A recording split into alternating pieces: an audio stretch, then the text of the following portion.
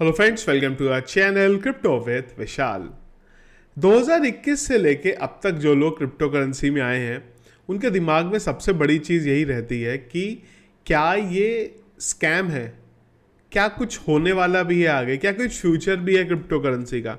क्योंकि पिछले 2 साल में हमने बहुत कुछ देखा है। हमने FTX का स्कैम देखा, हम लोगों ने लूना का जो हुआ क्रैश हुआ हमने वो देखा, हमने कुछ बैंक्स के क्रैश होते हुए देखे जो क्रिप्टो स्पेसिफिक थे। इसके अलावा और पता नहीं कितने ऐसे प्रोजेक्ट्स थे जो एक टाइम पे बहुत बड़े थे, उन सबको हमने यहाँ पे गिरते हुए देखा। और अगर पोर्टफोलियो के बारे में बात करें तो लोगों के जो पोर्टफोलियो है वो 90% तक यहाँ पे डाउन है। प्राइस के बारे में हम बात नहीं करेंगे, हम बात करेंगे फ्यूचर के बारे में कि क्या कुछ होने वाला है क्रिप्टो करेंसी में, या फिर हम लोग जो RBI बोलता है स्पेसिफिकली सब कुछ स्कैम है। सारी चीज़ें वही है। यहाँ पे कुछ चीज़ें हैं जो मैं आप लोगों को दिखाऊंगा, उन सब के बेस पे एंड में हम लोग समराइज करेंगे चीज़ों का कि क्या भाई स्कैम है या चीज़ें नहीं है। तो हमने फट देख लिए, हम लोगों ने यहाँ पे स्कैम्स देख लिए। अब थोड़ा सा ना मैं आप लोगों को एक दूसरी तरफ यहाँ पे लेके चलता हूँ, उसके बाद हम लोग क्रिप्टो करेंसी में आते हैं। दूसरी चीज़, कौन सी ऐसी बड़ी चीज़ें होने वाली हैं आने वाले कुछ टाइम में। हम लोग 2024 के बारे में बात कर रहे हैं, 25 के बारे में बात कर रहे हैं। क्या कुछ ऐसा बड़ा होने वाला है जो काफ़ी सारी चीज़ें जो है यहाँ पे बदल के रख सकता है। बिटकॉइन के बारे में बात करें और अगर हम लोग इसका वीकली चार्ट देखें तो हमने बहुत सारी उठापटक होती हुई देखी है।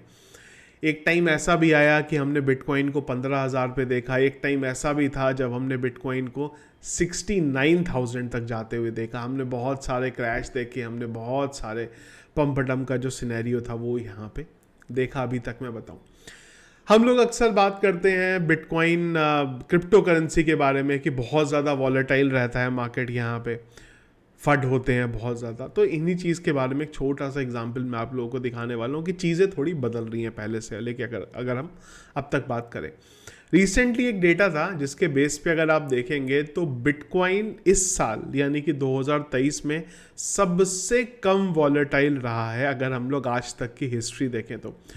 एक बार मैं आपको ना इसको थोड़ा सा जूम करके दिखा देता हूँ, तब शायद आप लोगों को जो है क्लियरली दिखेगा। ये इसको चलते हैं, राइट क्लिक ओपन करते हैं और इसको बड़ा करते हैं। हाँ जी, तो कुछ इस तरीके से इमेज है। तो इसमें अगर आप देखोगे ना तो ये डेली रिटर्न था और ये वीकली रिटर्न था। डेली रिटर्न में अगर आप देखो तो ऐसा भी टाइम हमने देखा है, पुराने टाइम में अगर जाएं तो 20% का हम लोगों ने एक दिन में क्रैश देखा। और अगर हम लोग 10% की बात करें तो हमने बहुत बार डाउन होता हुआ देखा। वीकली चार्ट के बारे में बात करें तो यहाँ तो हम लोगों ने 40% तक बिटकॉइन को गिरते हुए देखा, 10% तक गिरते हुए बहुत बार देखा है यहाँ पे। इसमें अगर आप देखेंगे ना, ये जो ऊपर अभी आपको दिख रहा है ये 23 का है। 2023 में हमने अभी तक एक भी दिन बिटकॉइन को 10% से ज़्यादा गिरते हुए नहीं देखा। वीकली चार्ट की बात करेंगे तो करीब 15% तक गिरते देखा, उससे ज़्यादा नहीं देखा। पर अगर आप पास्ट हिस्ट्री देखो तो बहुत ज़्यादा चीज़ें यहाँ पे गिरी हैं ख़राब तरीके से। तो एक चीज़ क्लियर है कि वॉलेटाइल जो बिटकॉइन का चार्ट दिखता था वो थोड़ा कम होता जा रहा है। और जैसे जैसे रेगुलेशंस आएंगी ना, इसमें मुझे उम्मीद है और ज़्यादा हमें इतना वॉलेटाइल होता वो नहीं दिखेगा। ऐसा नहीं है कि झटके में एक दिन 10% गिर जाएगा, गिरेगा या बढ़ेगा धीरे धीरे वहाँ पे टाइम के साथ। ये नहीं कि एक दो दिन में ही पूरा हवा हवाई कर दे जिस तरीके से होता है यहाँ पे।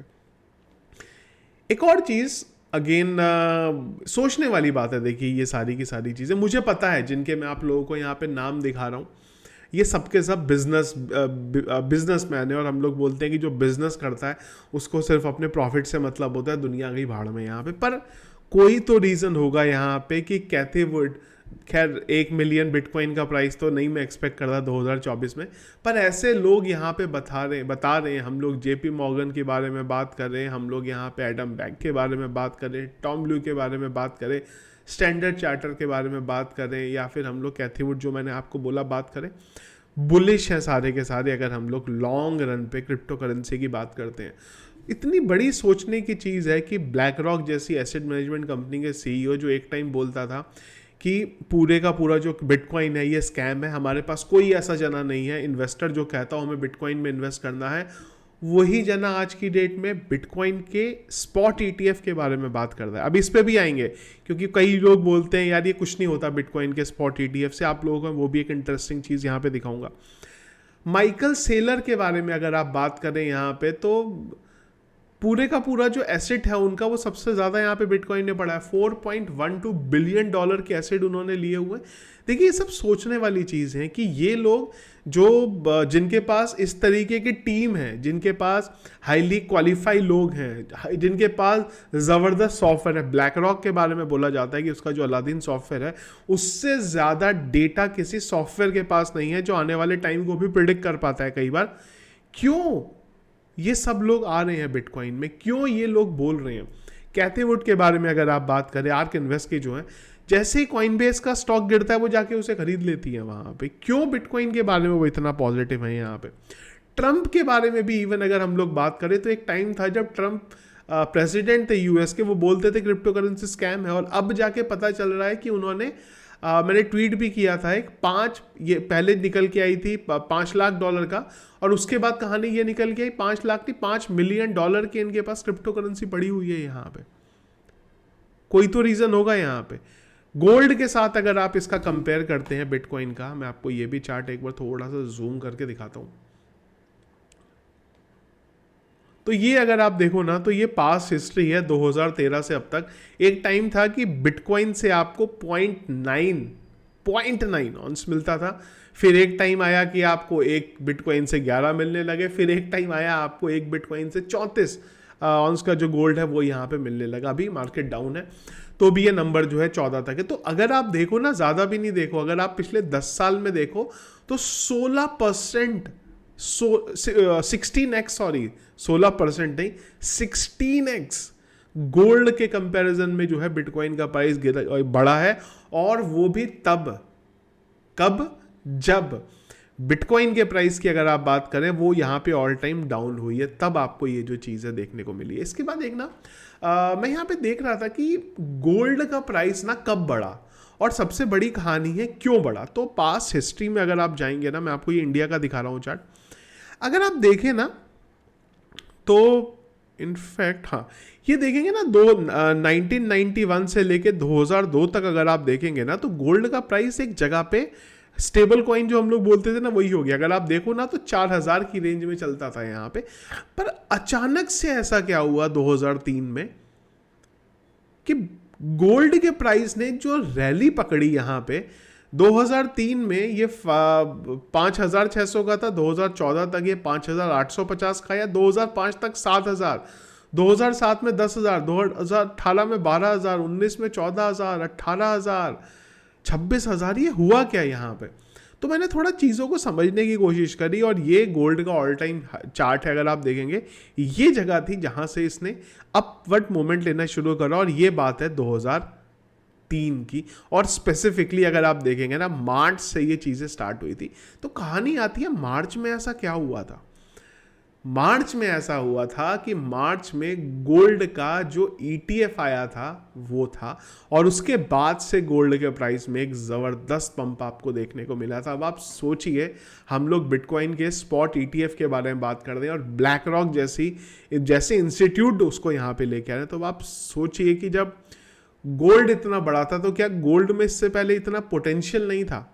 क्या गोल्ड हमें लगता था भाई बिटकॉइन को तो चलो स्कैम बोल देते हैं लोग, तो क्या गोल्ड को लोग स्कैम बोलते थे? नहीं बोलते थे। तो क्यों बढ़ा? मैं ये नहीं बोल रहा हूँ कि खाली एक गोल्ड का जो ETF आया उसकी वजह से बढ़ा, मैं ये बिल्कुल नहीं बोल रहा हूँ कि सिर्फ एक फैक्टर था, कई फैक्टर थे, पर उसमें से एक बहुत इंपॉर्टेंट फैक्टर गोल्ड का जो ETF आया वो भी था, जिसने वो टाइम पे गोल्ड के प्राइस को ऊपर लेके गया। इसी चीज़ को मैं आपको यहाँ पे बिटकॉइन के चार्ट में बता रहा हूँ। जब बिटकॉइन का ETF आएगा, अब आप समझिए क्रिप्टो करेंसी में भी उस चीज़ का पैसा आएगा, तो बिटकॉइन के प्राइस में वो टाइम पे आपको एक ज़बरदस्त वाली रैली देखने को मिलेगी। ऐसा नहीं है कि रैली उसी दिन देखने को मिल जाएगी, स्पॉट ETF आ गया और अप्रूव हो गया और एकदम से हमें रैली जाती हुई दिख जाएगी, ऐसा नहीं है। पर ओवरऑल टाइम पीरियड बाद इस चीज़ का इम्पैक्ट देखने को मिलेगा।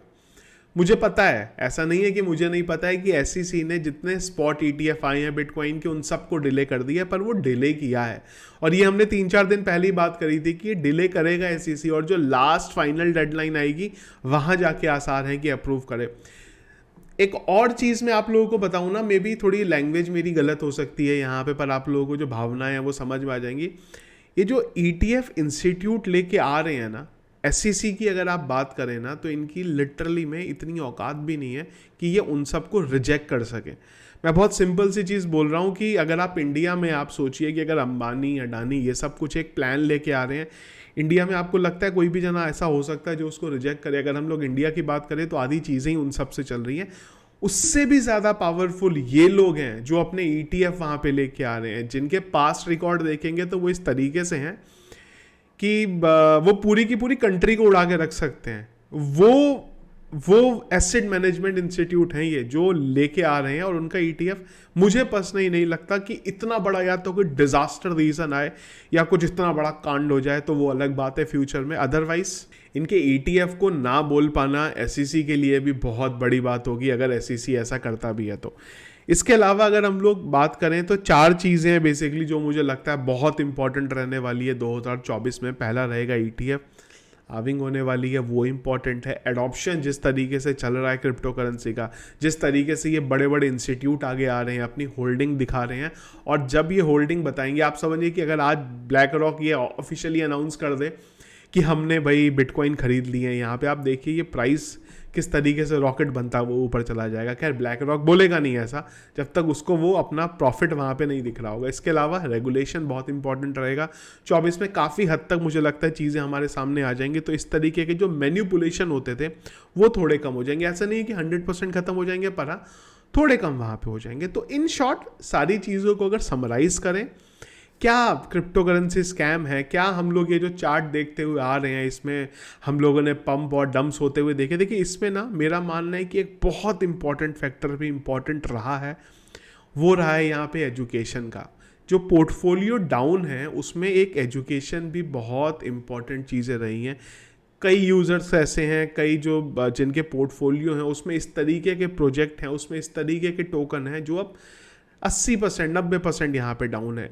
आज से करीब 1.5 साल पहले भी मैंने एक वीडियो बनाया था, अभी आपको आई बटन पे आ भी जाएगा वो, जहाँ पे बात हुई थी कि अगर आपको अपना पोर्टफोलियो बनाना है किस तरीके से बनाए। उसमें 55% बिटकॉइन इथीरियम अगर होगा, पोर्टफोलियो डाउन होगा पर इतना ज़्यादा उस केस में डाउन नहीं होगा। तो ये एक इंपॉर्टेंट चीज़ है ध्यान रखने वाली। दूसरी चीज़, मैं आप लोगों को चीज़ें यहाँ पे बता रहा हूँ, मैं एक कंटेंट क्रिएटर हूँ, या मेरे अलावा आप किसी के भी वीडियो देख रहे हैं वो कंटेंट क्रिएटर हैं।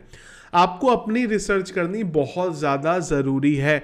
मैं अगर आपको एक प्रोजेक्ट के बारे में बोल रहा हूँ, यार ये टोकन ले लो, खरीद लो, या ये टोकन का फ्यूचर बहुत अच्छा है, हो सकता है मेरे को उसके क्रैश होने से फ़र्क नहीं पड़ेगा, पर अगर आपने उसी को अपने पोर्टफोलियो में पूरे का पूरा रख लिया और वो ख़त्म हो गया तो आपको फ़र्क देखने को मिल सकता है। तो इससे जब भी अपना पोर्टफोलियो बनाएं उसमें बिटकॉइन को 30% रखें और इथीरियम को 25% रखें, और अगर थोड़ा ज़्यादा भी बिटकॉइन को रखेंगे फ़र्क नहीं पड़ेगा। रिटर्न लॉन्ग रन पे हो सकता है आपको उतना ज़्यादा ना मिले, लेकिन इंपॉर्टेंट चीज़ यह है कि नुकसान उस केस में होने के चांसेस आपको बहुत कम यहाँ पे हो जाएंगे। 69,000 पे भी अगर आपने बिटकॉइन खरीदा था, आज की डेट में बिटकॉइन यहाँ पे 26,000 का भी चल रहा है, तो भी आपके पोर्टफोलियो में इतना ड्रास्टिक चेंज नहीं आ जाएगा कि भाई 90% पोर्टफोलियो डाउन हो गया। और ऐसा होगा भी नहीं कि बिटकॉइन अपने ऑल टाइम हाई से 90% डाउन हो जाएगा, यहाँ पे क्रैश हो जाएगा, ऐसा आपको होता हुआ देखने को भी नहीं मिलेगा। तो उस वजह से इस चीज़ पे आप चलेंगे, मुझे लगता है नुकसान नहीं होगा। दूसरी चीज़, क्रिप्टो करेंसी की बात करें तो एक और चीज़ मैं बोलना चाहूँगा, ये वीडियो की स्टार्टिंग में मैंने बोलना था पर याद नहीं रहा मुझे, इसलिए वीडियो के एंड में बोल रहा हूँ। 2012 से लेके अब तक 2 ऐसी चीज़ें हैं जो मैं सुनता आया हूँ। पहली चीज़ ये है कि PHP का कोई फ्यूचर नहीं है। मुझे पता है PHP का कोई क्रिप्टो करेंसी रिलेशन नहीं है। PHP अगर आपको नहीं पता तो डायनामिक वेबसाइट्स बनाने के लिए हम लोग यूज़ करते हैं। प्रोग्रामिंग के आप मेरे चैनल पे देख सकते हैं, बहुत वीडियोस देखने को मिलेंगे आपको। तो 2012 से अब तक मैं यही सुनता आया हूँ कि PHP जो है उसका कोई फ्यूचर नहीं है, ख़त्म हो जाएगा। सेम चीज़ मैं बिटकॉइन के लिए सुनता हुआ आया हूँ। आज की डेट में PHP से दुनिया की सबसे ज़्यादा वेबसाइट्स बनती हैं, और आज की डेट में अगर आप बिटकॉइन के बारे में बात करोगे तो पिछले 10-12 साल में सबसे ज़्यादा जिस एसेट ने प्रॉफिट दिया है वो यहाँ पे बिटकॉइन है। बाकी खैर आपका अपना जो है सोचने का तरीका है, पर मेरे अकॉर्डिंग ये चीज़ें कहीं नहीं जाने वाली हैं। एक बार जब और एडॉप्शन बढ़ेगा तो प्राइस में आपको पंप देखने को मिलेगा। शॉर्ट टर्म पे हो सकता है, मैंने बहुत बार बोला है आपको कि मैं एकदम का वेट कर रहा हूँ, शॉर्ट टर्म पे हो सकता है कि 22,000 चला जाए, 20,000 चला जाए, पर अगर आप लॉन्ग टर्म पे देखेंगे तो वो दिन बहुत ज़्यादा दूर नहीं है, सालों नहीं लगने वाले, उसमें 5-6 साल नहीं लगने वाले ऐसे कि जब हम बिटकॉइन को $1,00,000 पे नहीं देखेंगे। मुझे उम्मीद है कि आने वाले 2-3 साल के अंदर ये जो एक इंपॉर्टेंट मार्क है बिटकॉइन का $1,00,000 वाला, वो भी यहाँ पे जल्दी पूरा हो जाएगा। तो इधर का इस वीडियो हमारा, और मुझे लगा एक हाई टाइम, कई लोगों के जो मोटिवेशन है वो नीचे की तरफ आ रहे हैं या क्रिप्टो करेंसी में, तो वो एक मुझे लगा थोड़ा सा उसको यहाँ पे बढ़ाना चाहिए। आप लोगों को वीडियो कैसा लगा कमेंट बॉक्स में मुझे ज़रूर बताइए। कोई भी क्वेश्चन है, कुछ पूछना चाहते हैं तो ज़रूर कमेंट बॉक्स में मेरे से पूछ सकते हैं। वीडियो पसंद आया और आगे भी ऐसे वीडियोस देखना चाहते हैं तो ज़रूर हमारे चैनल को सब्सक्राइब कर लीजिएगा, अगर अभी तक नहीं किया है तो। Thank you friends.